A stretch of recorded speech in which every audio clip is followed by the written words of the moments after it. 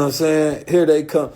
We got wars and things of that nature. It wasn't no, oh, we just had we just weren't good at this. We were innovative and are and never stop being. And that's the point of me bringing up these old things, so that you understand that time is just a cycle. We are the same people of that Renaissance time. We are that. This is that spirit. Time collapses on itself. It reaches certain points, right? The universe goes through certain cycles. It's similar to a woman having a cycle within her body, right? It reaches back into that point. We have certain moods during that time. We crave certain things, right? But it's all just a cycle. The moon comes every single month. It's just a cycle. You follow the solar cycle within the day.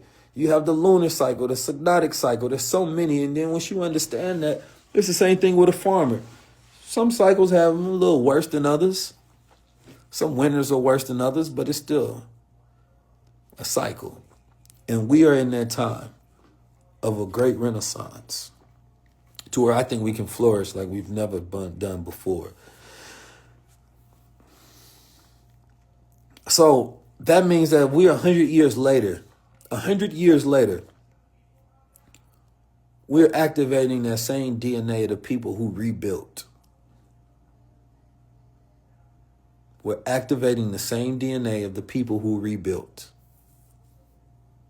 In 1919, they had the Red Summer, right, where it was all of these fights, these protests, this vast activism, right? It got crazy.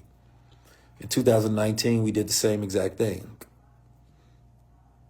It's just a cycle. Same thing happens over and over and over and over and over again. And until you learn how to live in harmony with the cycle, you're going to be stuck. And so as our people, we haven't been able to slow down fast enough and be able to get to that point. But now we here. And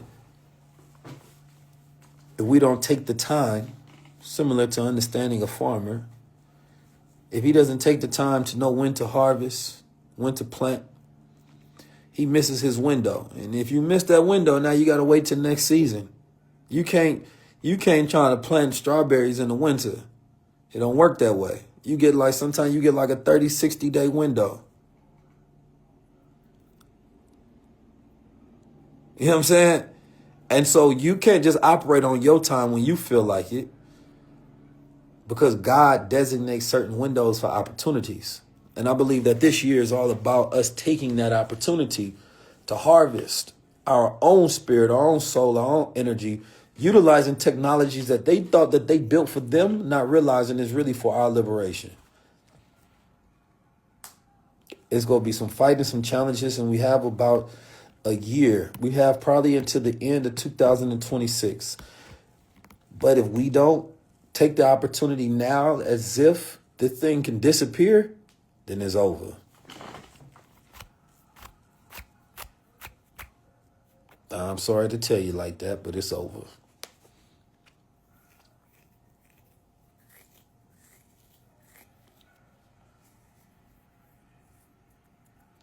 So what will we do when they try to burn our new Renaissance to the ground? See, the last one, we didn't understand everything that we knew now. Think about it. If our ancestors transported in today, right, they can say, oh, I understand my enemy better now. The only time they burn things down is when we don't learn from the past. And they didn't burn every town down. They were systemically breaking away. But it's because we didn't know who we were dealing with. And we didn't know ourselves enough. Because if we know who we're dealing with, then we know they know us. And they try to keep us from knowing ourselves. We are of the majority of the planet Earth. We are no longer disconnected from across the planet. But the problem is they're running games right now, right? That if we allow them to have complete domination and control, whether you build something or don't build something, you will be enslaved to those who have built something. So you either build a system or you become dependent on one. We are now in a time where we have the resources. We have each other. We have the power. We have the technology. We have the numbers. I would rather die doing the thing of free men, right, than to try to live comfortably as a slave.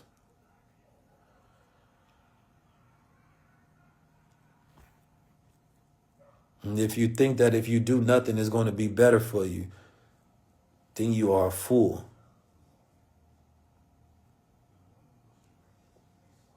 There is only one option.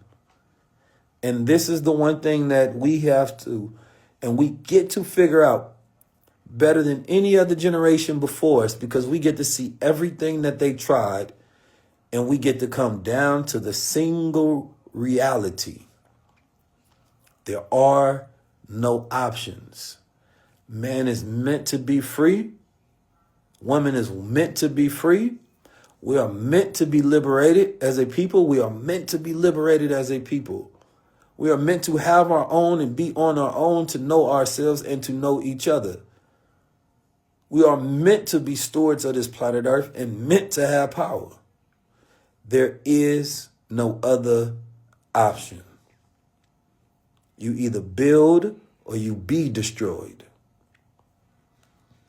So that should make it clear for you, because some of us have this idea that maybe we can go along to get along. Some of us had an idea, maybe I can just be a little more richer and that'll do it for me. You a goddamn fool.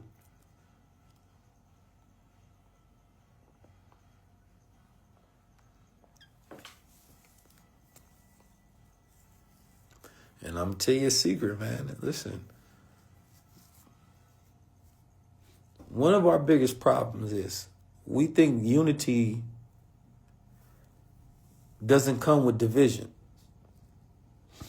And what I mean by that, the problem with our unity is it has to be broken down in divisions.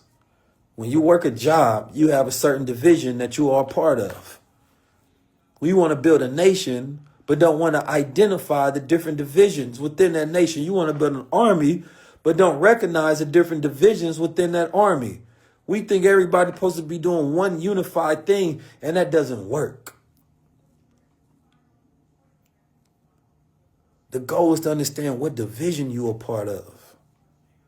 You might get somebody like Nature Jab, right, who is of the technological division. He might be in the science department, working on R&D for the future of clean technology for our civilization. It might be me. I might be just the cultural architect, the philosopher behind things, right? Then you have somebody else. You understand me? My brother Wall Street Trap out there got the Freedom Center. We might, this is our economic officer right here. But the problem is you want each one of those people to do the same thing. You want the philosopher to go build the business. You want the scientist to goddamn be the philosopher. And it's like, no. Those are different divisions. Unity is coming under an umbrella with different divisions. It is not everybody doing the same thing. And it's not to have an expectation of people to do things that they're not good at. Because that's what we've been doing.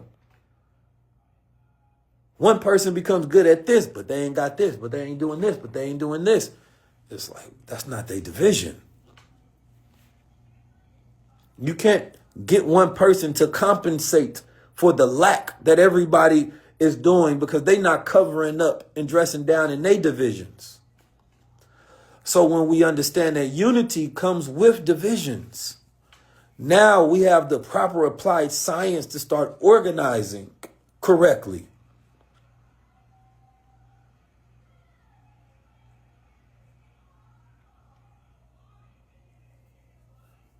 This tour is about assigning those divisions. Where do you fit in? You don't need to know everything. I don't need to know everything.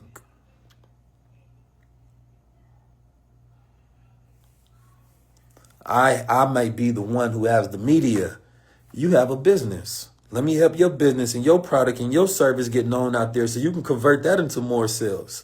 You have your division. You come in and be like, Keys, let me sponsor. I got 1,000, 5,000, 10,000, 25,000. Can I be a part of this? And I say, yes. I play my division. You do your provision. And we all provide provisions. Come on with you.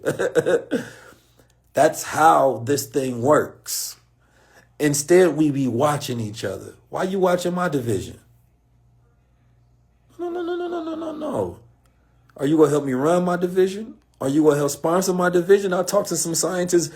Listen, wallahi, if I had the money, I would fund all the people that come on my show. I would just give them the money. I had black scientists on my show. I wanted to just give them all the money I could so that they can just start a division for us to where they are working on things that are directly towards us or working on things that they want to. So I'm just playing my role in my division.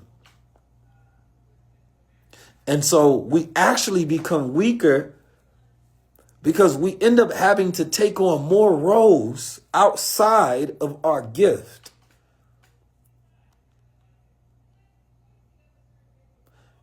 And in no other community are our gifts disrespected like that.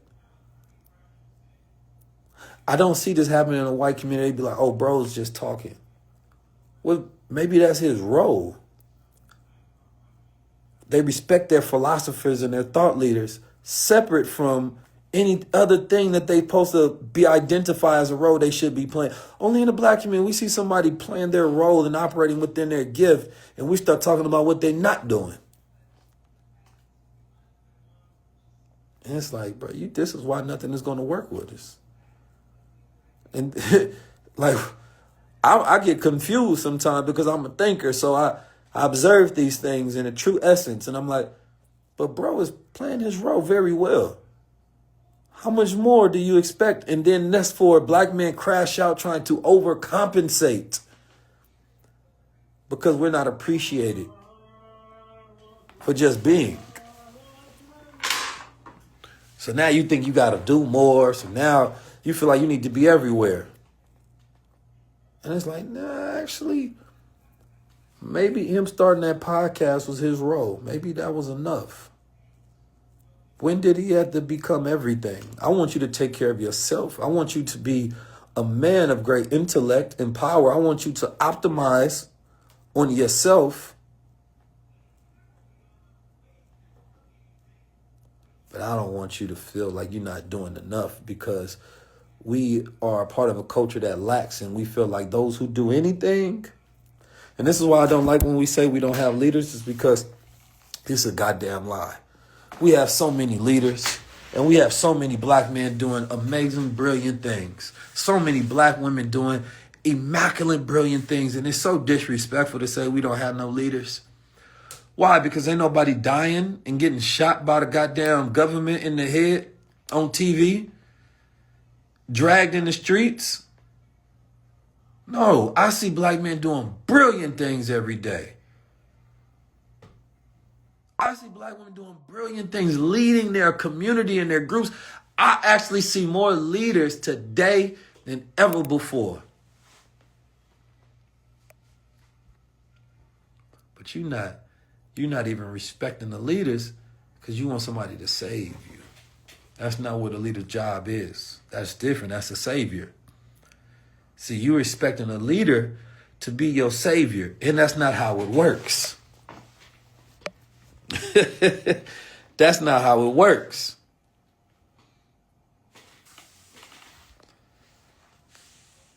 And I see somebody say Jesus is the only answer. Now, all my Christian brothers and sisters, I love you all. But when I hear somebody say that, I don't know what that means. Because over 300,000 black women lost their job. Is Jesus going to give them their job back? Or it's through action and organization, right? I see black men with mental health issues and depression and suicide rates and high cancer rates. Is Jesus going to fix that? Or do we need to learn how to build up our own systems, institutions, and eat right and think right? Right? Is capitalism destructive? And are my Christian brothers go challenge empire? right? Because Jesus wasn't a capitalist. He was against capitalism. Is that the type of Jesus you mean, that Christ consciousness that makes you become a radical and a revolutionary and acting in the same way that he did? Because Jesus didn't say most of those things. Most people believe in Paul. They don't believe in Jesus. Paul said faith was just enough. That ain't what Jesus said. Jesus spoke about it through actions. That's why he gave commandments and things of that nature. So I'm fine with you saying Jesus, but what does it mean behind it? Does it mean to act like him or just to follow him? Because how can you follow a man if you don't do the thing that your leader does? I think it's just an interesting concept. Because if it was the case, then the Christian church would actually be the most radical institution on this planet Earth.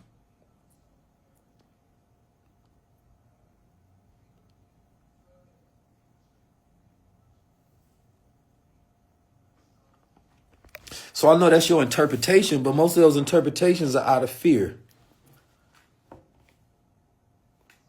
That interpretation out of fear.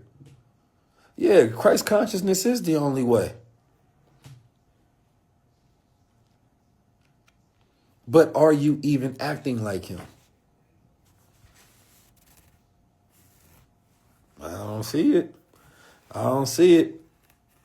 Show me the one that's challenging the empire.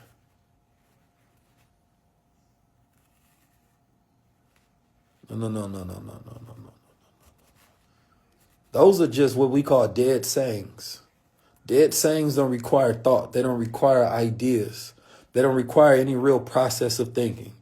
Those are just dead sayings that we have as fillers, but they're not actually giving me any thought. They're not giving me no synthesis. They're not challenging anything. So we can say a sentence and a phrase, but tell me what it means. When I teach people how to communicate better, one of the easiest ways to remember your ideas and remember information, you might read something and then want to go break it down to somebody, but you can't because you don't have your own understanding. So what we do is we remember these sayings, but do we have understanding? It's completely different. So when I study to put things in my own understanding. So therefore, I have now the freedom to put it in my own words because it is in my own thoughts. So I read some research and then I take a second. Okay, what does this mean to me though? Otherwise, I just remember in another man's thoughts, telling it to somebody else. And if I'm challenged, then I'm stuck because I actually haven't really processed that far. So when people be like, Keith, how come you can just talk for hours? Because it is based on things that I understand. And I'm willing to be challenged in an understanding, willing to be wrong. Therefore, the words can flow. My mind can operate because it does not require memorization. This is why intelligent people often come up with their own original meaning of words and ideas because they're putting it in their own understanding of it so that they can interpret the world through something real.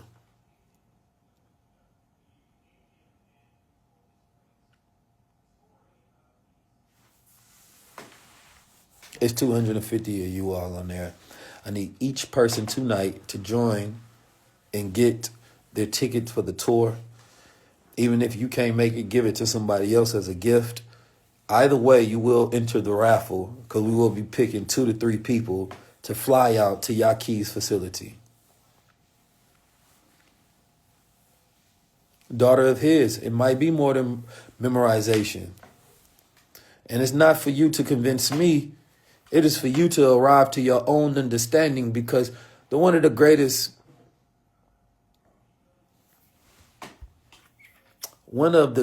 and all to my Christian brothers and sisters again, The challenge is not to me because I'm not your savior. I don't claim to be. But I would suggest you also study the earliest Christians, the Ethiopian Christians, and see where there may be a difference in interpretation between the earliest study of Christianity by original melanated people and modern Christianity, which is a remixology of Christianity, also interpreted through the lens of hoodooism, right? Because we was practicing hoodoo during slavery. And you're going to see differences. Who was the first Christian emperor? He built a kingdom so that his people could be safe. Study how they interpret things from more of an internal than an external, and they had a consistent alignment with cosmology in their thinking. Then they had more books that they would go off of as well.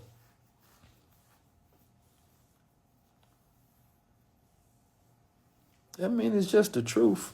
Black Americans, in every form of everything that we study, we have an original interpretation that is customized towards us in America. Because nobody could speak. You say, what's the difference between me and Dr. Umar? I'm 19 Keys and Dr. Umar is Dr. Umar. What do you mean?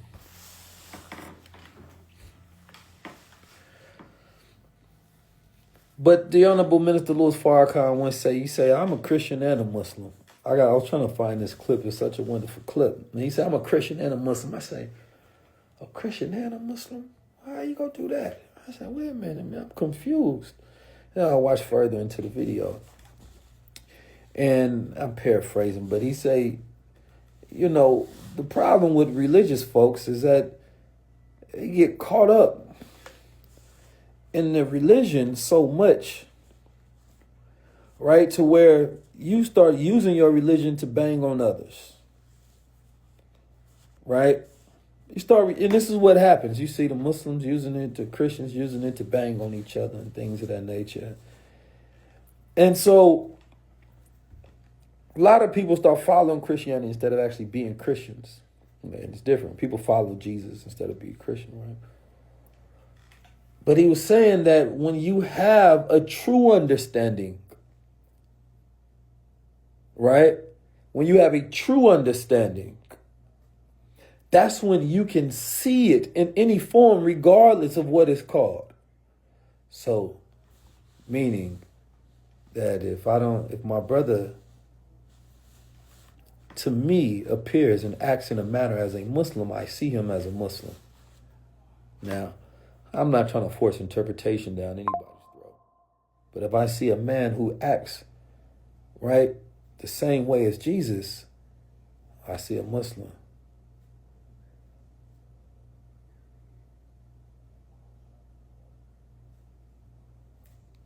All right? I can see Christian brothers who I look at as Muslim brothers, because Muslim just means one who submits his or her will to do the will of God. And some of my Christian brothers be so radical, they be like, man, I gotta do it because God called me to do it. That's submitting your will. Because I'm gonna be honest with you, I don't think they be having fun.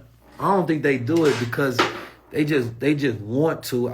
Most people, they do things when they're being truthful and honest and operating in their consciousness is because it's a calling to them.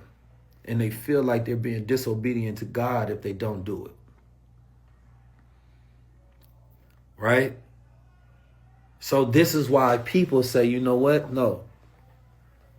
I'm going to do it anyway if it doesn't come with the money, if it doesn't come with the opportunity, any of those things. I don't care if I get blackballed, I'm going to do it. Because they're being obedient to God. They submitting their will to do the will of God. And then you have some people that claim to be a Muslim. They pray 5 times a day, and then they out there in Dubai pissing on young girls. And it's like, wait a minute now. You call this one your brother greater than you would call this one your brother? But in his living, he's foul. But he practices it. He takes on the rituals. Oh, but this person is a Christian, but this nigga damn near a pimp. But we both got the same God that we worship. But his actions, shouldn't his actions speak it? If we was all deaf, I mean, we was all mute on this planet Earth, right? If we was all mute on this planet Earth and we couldn't speak a word, how could we show somebody who we are?